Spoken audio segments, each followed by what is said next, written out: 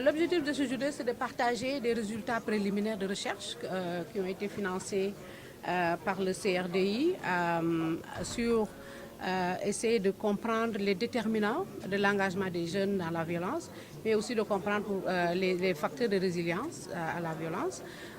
Partager ces résultats pour favoriser un peu leur utilisation par les décideurs, parce que tout simplement nous pensons qu'au niveau du CRDI, que la recherche devrait servir au développement.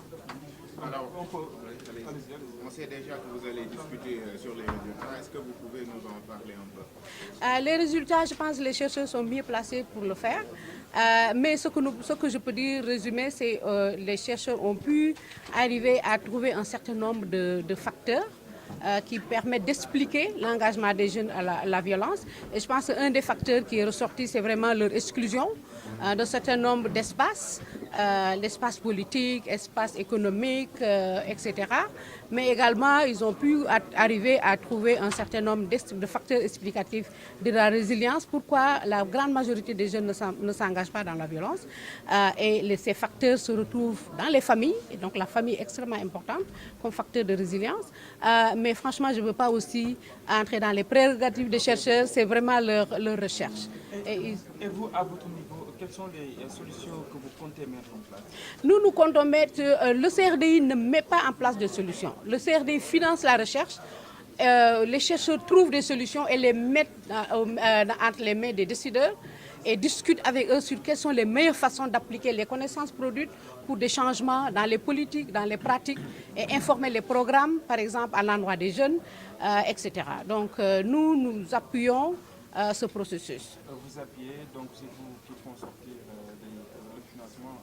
Oui, nous appuyons la recherche en donnant un appui technique et financier. Pouvez-vous revenir un tout petit peu sur le montant déboursé pour accompagner cette financement?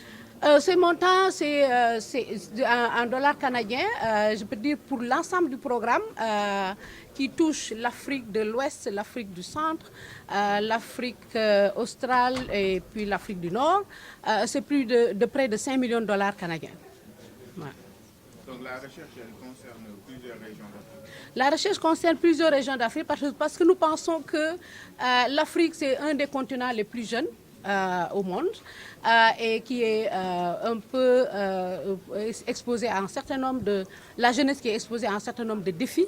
Et nous pensons que arriver à trouver des solutions qui sont plus ou moins un peu diverses, mais qui peuvent être mises à l'échelle, les mettre ensemble, chercher ensemble des solutions selon différentes perspectives. Nous pensons que c'est une approche qui permet de mettre ensemble les expertises, les expériences, mais également les ressources.